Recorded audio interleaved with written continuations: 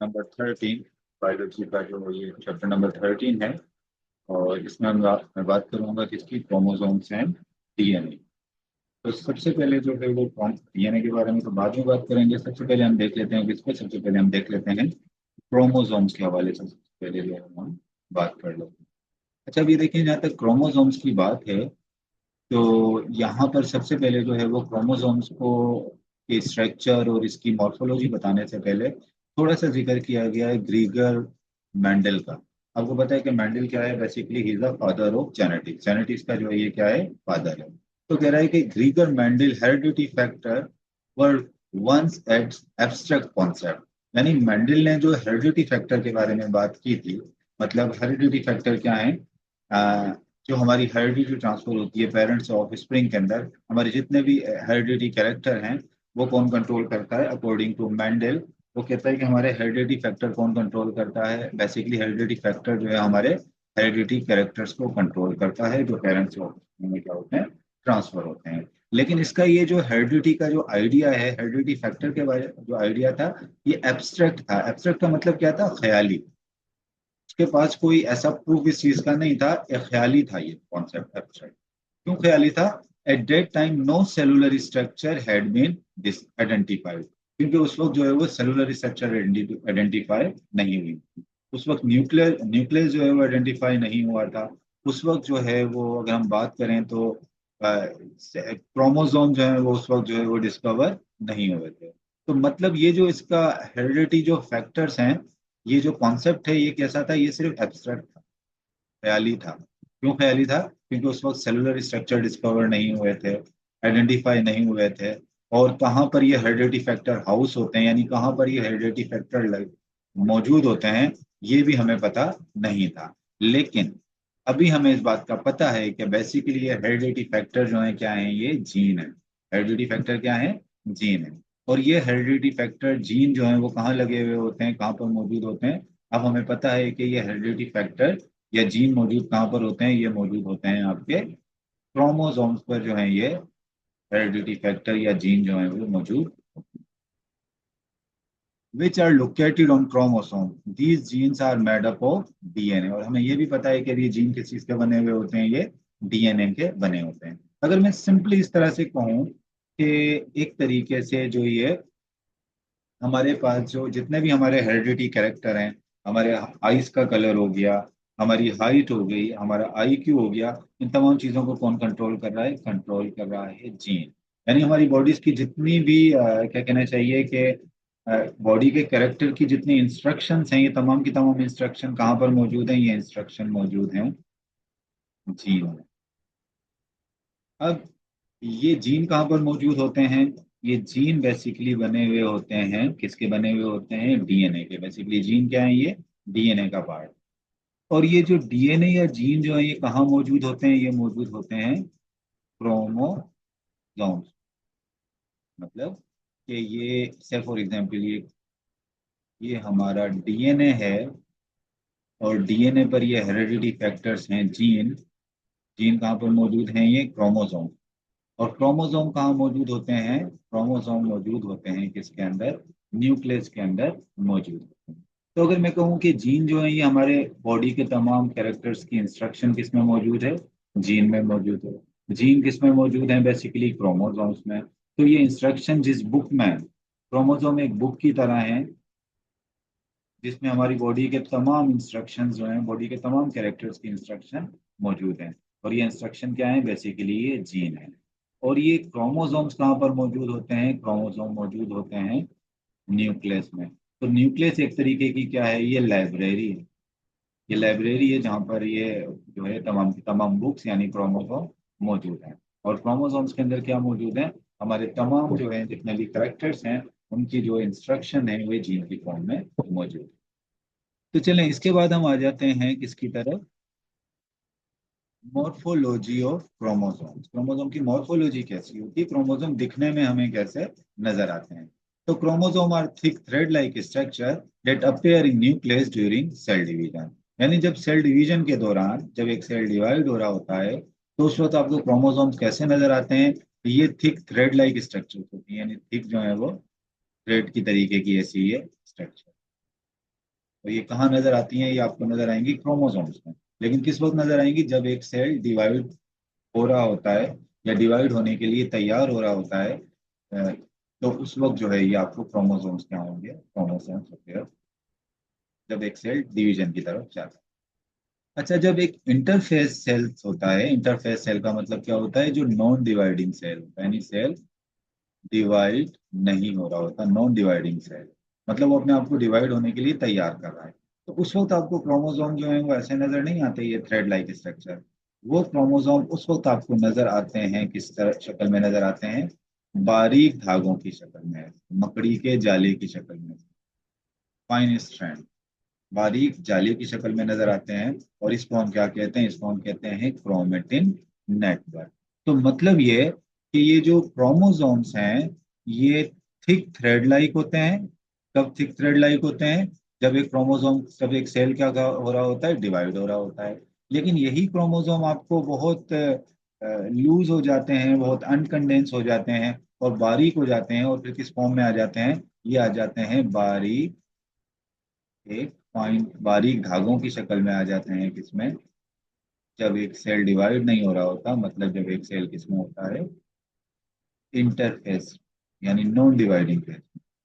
लेकिन जब ये सेल डिवीजन की तरफ जाता है तो ये जो पॉइंट स्ट्रैंड है, ये नेटवर्क है, ये क्या हो जाता है? ये थोड़ा कंडेंस हो जाता है, थिक हो जाता है। और थिक होकर किसकी फॉर्म ले लेता है? ये क्रोमोसोम्स की फॉर्म जो है वो ले लेता है। चलिए, ये हमने कुछ बात कर ली क्रोमोसोम्स की मॉर्फोलॉजी की, और मॉर्फोलॉजी की बात हो गई कि ये थिक थ्रेड लाइक होते हैं तब जब एक सेल डिवीजन होती है। और ये जो है बेसिकली क्या होते हैं? ये फाइन नेटवर्क की शक्ल में होते हैं। किस वक्त होते हैं? जब इंटरफेस। ये बात आपने याद रखी। तो आगे चलते हैं, क्रोमोसोम के स्ट्रक्चर की तरफ आगे चलते हैं। तो देखिए, अगर हम बात करें क्रोमोसोम के स्ट्रक्चर की, यानी स्ट्रक्चर के अंदर मोस्टली हम पार्ट देखते हैं। A typical chromosome consists of two chromatid, यानी अगर हम एक टिपिकल एक स्टैंडर्ड जो क्रोमोसोम, स्टैंडर्डाइज एक क्रोमोसोम जो होता है, जो सेल डिवीजन के दौरान अपेयर होता है, तो उसको अगर हम देखें तो एक क्रोमोसोम किस पर कंसिस्ट होता है? दो क्रोमेटिड पर कंसिस्ट। मैं यहाँ पर ड्रा कर देता हूँ, आप ये देख लें, ये दो क्या है? ये है क्रोमेटिड। ये दोनों क्या है? क्रोमेट। तो एक जो जनरली एक क्रोमोसोम जो होता है वो किस पर कंसिस्ट होता है? टू क्रोमेटिड्स पर कंसिस्ट होता है, जो थ्रेड लाइक स्ट्रक्चर्स होती है जिनको हम कहते हैं chromatid. Each chromatid is made up of highly coiled DNA with histone protein. यानी एक क्रोमेटिड ये है और ये दूसरा क्रोमेटिड क्या है? ये है। दोनों एक दूसरे की एग्जैक्ट क्या होती हैं? कॉपी होती हैं। लेकिन जब सेल डिवाइड नहीं हो रहा होता, जिस वक्त सेल के अंदर डीएनए की रेप्लिकेशन नहीं हुई होती, एस फेज से पहले, ये क्रोमोसोम जो है वो ऐसे सिंगल स्ट्रैंडेड होता है, यानी इसमें एक ही क्रोमेटिड होता है। जब डीएनए की रेप्लिकेशन हो जाती है तो ये क्रोमेटिड जो है वो अपने ही जैसा एक दूसरा क्रोमेटिड भी बना लेता है। तो जब सेल डिवीजन में जो होती है तो उस वक्त क्या हो जाते हैं? ये फिर ये दो क्रोमेटिड जो है वो होता है। पहले एस फेज जो होती है, जब सेल डीएनए की रेप्लिकेशन नहीं होती, उससे पहले क्या होता है? सिर्फ एक ही क्रोमेटिड। बाद में ये क्रोमेटिड कितने हो जाते हैं? ये टू क्रोमेटिड जो है हो जाते हैं, क्योंकि एक क्रोमेटिड अपनी जैसी क्या बनाता है? कॉपी बनाता है। तो कह रहा है कि ये जो क्रोमेटिड हैं, हर क्रोमेटिड किस पर कंसिस्ट होता है? हर क्रोमेटिड में होता है एक तो क्या होता है?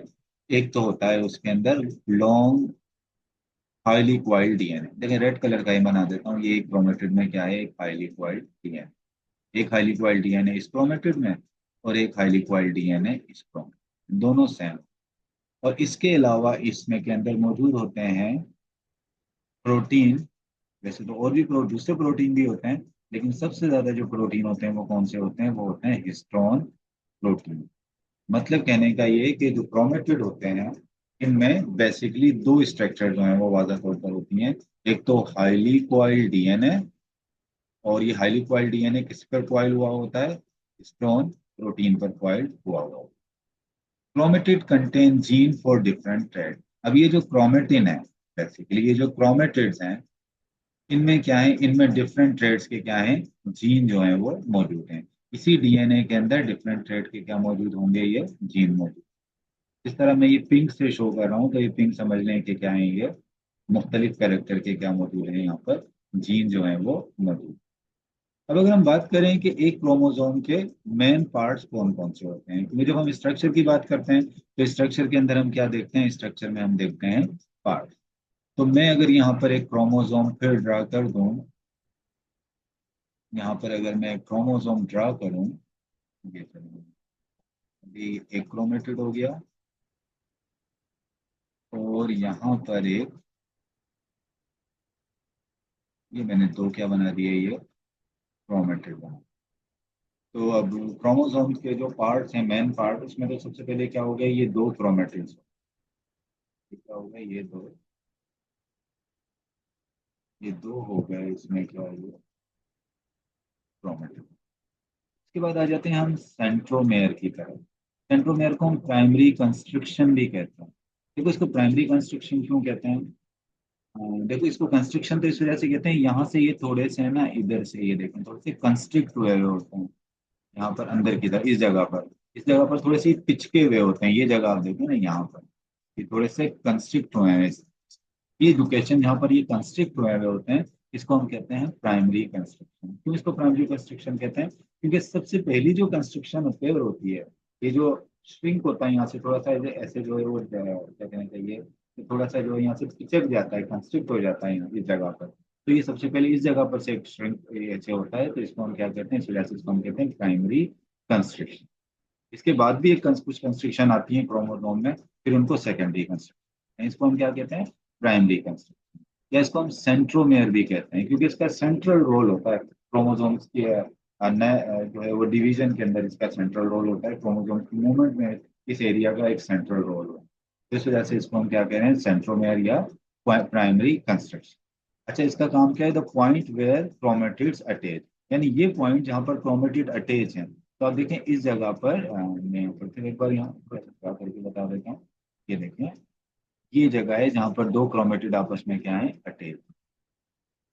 इस जगह पर दो क्रोमेटिड अटैच है, तो इस जगह को हम क्या कहेंगे, इसको हम कहेंगे सेंट्रोमेयर, या इसको हम क्या कहेंगे, प्राइमरी कंस्ट्रक्शन। ये जगह कौन सी हो गई, ये हो गई सेंट्रोमेयर।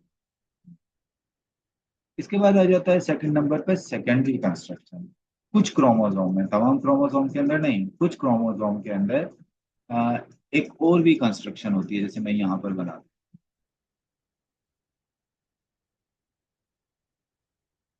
कुछ क्रोमोसोम्स के अंदर, तमाम में नहीं, कुछ क्रोमोसोम्स के अंदर रीज एक और कंस्ट्रक्शन आ जाती है, जिसको हम क्या कहते हैं, सेकेंडरी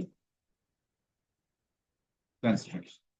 और सेकेंडरी कंस्ट्रक्शन को हम न्यूक्लियर ऑर्गेनाइजर भी कहते हैं। क्यों न्यूक्लियर ऑर्गेनाइजर कहते हैं, ये आपसे पूछा भी जा सकता है कि हुआ है, secondary construction is called nuclear organizer, region responsible for forming nucleolide during interphase. जब एक सेल डिवाइड नहीं हो रहा होता, तो उस दौरान क्या होता है कि न्यूक्लियस के अंदर कुछ स्ट्रक्चर्स बनती हैं, जिनको हम कहते हैं न्यूक्लियोलस। तो ये न्यूक्लियस बनाने वाले स्ट्रक्चर जो हैं, इनका डीएनए और इनके जो आरएनए, जिसका ये क्या कहना चाहिए, जो न्यूक्लियोलाई बना हुआ होता है, ये कहाँ से बनकर आता है, बेसिकली ये आता है सेकेंडरी कंस्ट्रक्शन। तो सेकेंडरी कंस्ट्रक्शन एक इम्पोर्टेंट रोल प्ले करती है किस चीज में, बेसिकली जो है वो न्यूक्लियस बनाने के अंदर इंपॉर्टेंट रोल प्ले करता है। इस वजह से इसको हम क्या कहते हैं, न्यूक्लियर ऑर्गेनाइजर।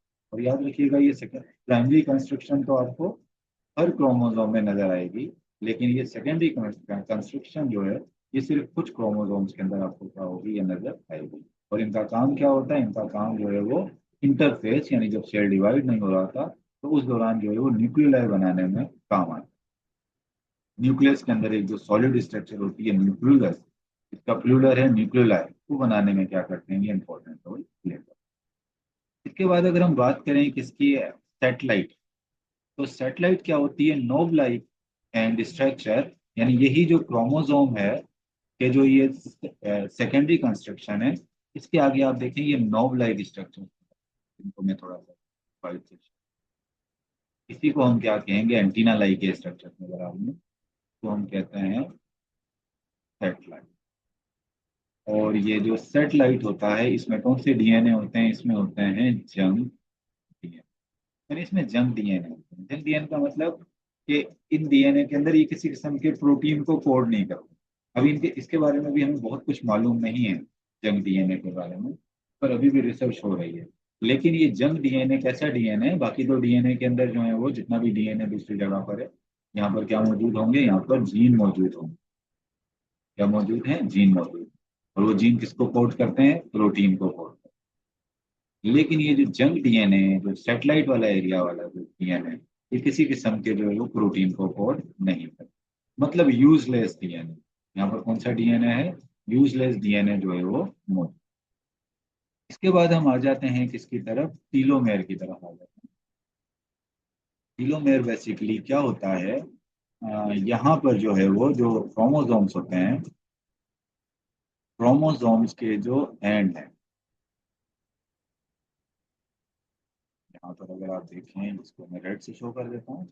ये क्रोमोसोम्स की ये जो आर्म है, और ये आर्म के जो एंड है, इन एंड पर ये जो स्ट्रक्चर लगी हुई है यहाँ, इसको हम क्या कहेंगे, एंड पर जो स्ट्रक्चर है इसको हम कहेंगे telomere.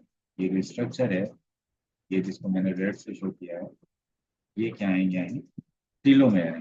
Telomere terminal end of chromosome. अभी देखें क्रोमोसोम के क्या है, ये टर्मिनल एंड है।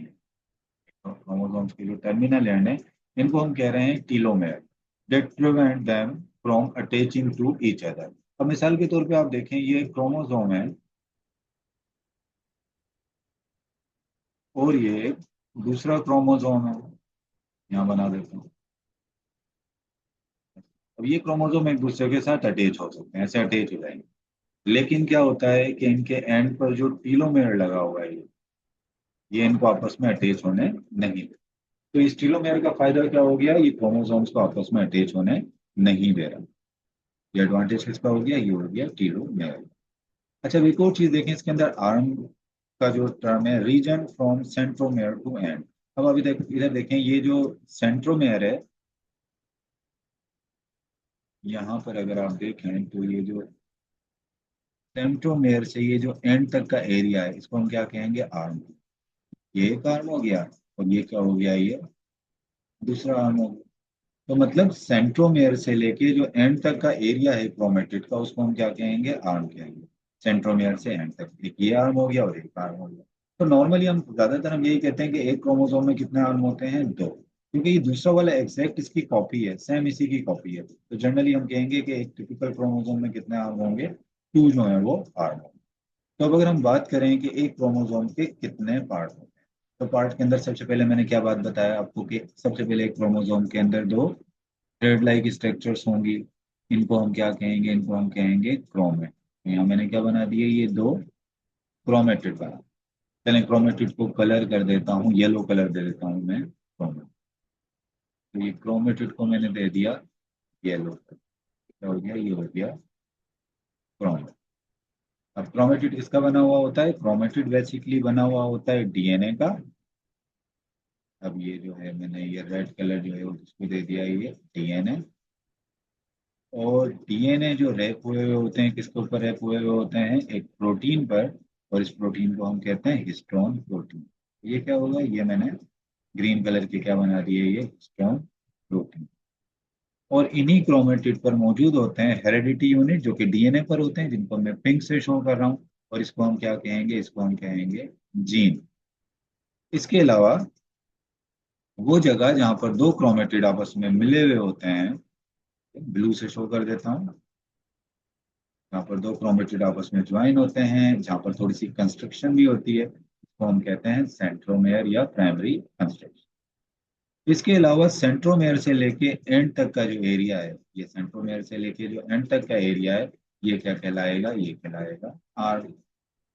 फिर कुछ क्रोमोसोम्स के अंदर जो है वो, कुछ क्रोमोसोम में एक मजीद कंस्ट्रक्शन आ जाती है, इसको हम क्या कहते हैं, इसको हम कहेंगे सेकेंडरी कंस्ट्रक्शन। ये रेड व्हाइट कलर से शेड कर रहा हूँ, ये है सेकेंडरी कंस्ट्रक्शन।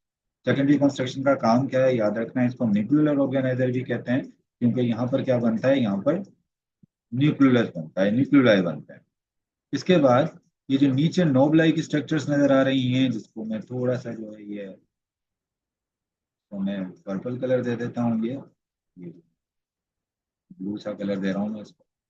ये क्या है, ये है सेटेलाइट। और यहाँ पर क्या मौजूद होते हैं, यहाँ पर मौजूद होता है जंक डीएनए। कौन सा डीएनए, जंक डीएनए। ये क्या है, जंग। और टीलोमेयर मैंने आपको क्या बताया था कि ये जो इसके एंड पर जो एंड रीजन जो है, टर्मिनल रीजन जो है, तो हम कहते हैं टीलोमेयर। टीलोमेयर की वजह से क्रोमोसोम एक दूसरे के साथ अटैच नहीं। तो यहाँ तक हमने बात कर ली किसकी, क्रोमोसोम के स्ट्रक्चर। अब आगे हम चलते हैं किसकी तरफ, टाइप्स ऑफ क्रोमोसोम की तरफ चलते हैं कि जो क्रोमोसोम की टाइप्स हैं। अगर हम बात करें क्रोमोसोम की टाइप्स की, तो किसकी बेसिस पे हम ये टाइप की बात कर रहे हैं, तो on the basis of centromere position, यानी सेंट्रोमेयर किस पोजीशन, उसकी बेस पर हमने क्रोमोसोम को जो है वो कितनी टाइप में रखा है यहाँ पर, 4 टाइप, मेटासेंट्रिक, सब मेटासेंट्रिक, एप्रोसेंट्रिक, टीलोसेंट्रिक। अच्छा, अब देखते हैं सबसे पहले मेटासेंट्रिक।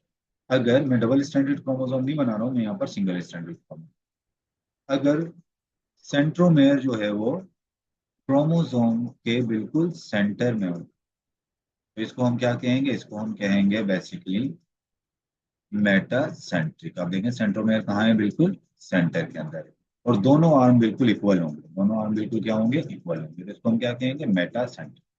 अगर सेंट्रोमेयर बिल्कुल सेंटर में तो ना हो, लेकिन सेंटर के करीब हो, स्लाइटली ऑफ सेंटर, यानी सेंटर से थोड़ा सा दूर, ज्यादा दूर नहीं, सेंटर से थोड़ा सा दूर, सेंटर के मतलब करीब करीब, इससे थोड़ा सा दूर, तो इसको हम क्या कहेंगे, इसको हम कहेंगे सब मेटासेंट्रिक। और सब मेटासेंट्रिक में क्या होगा, एक आर्म स्लाइटली लार्ज होगा और एक आर्म स्लाइटली छोटा, एक थोड़ा सा बड़ा हो जाएगा, एक थोड़ा सा छोटा होगा। एक्रोसेंट्रिक में क्या होगा कि सेंट्रोमेयर जो है वो कहाँ पर होगा, नेयर सेंटर, यानी सेंटर के करीब होगा सेंटर। और इसमें क्या होगा कि एक आर्म बहुत शॉर्ट हो जाएगा और एक आर्म क्या होगा, बहुत लॉन्ग हो जाएगा। जबकि टीलोसेंट्रिक में क्या होगा, सेंट्रोमेयर जो है वो बिल्कुल कहाँ पर होगा, सेंट्रोमेयर बिल्कुल एंड पर, कहाँ पर होगा, एंड। तो इसमें एक ही लॉन्ग आर्म होगा। So it was all about the types of chromosome on the basis of the position of centromere. Next time पे हम क्रोमोसोम की जो स्ट्रक्चर है, इंटरनल स्ट्रक्चर, उसकी केमिकल कंपोजिशन, तो जो है हम डिटेल में देखेंगे।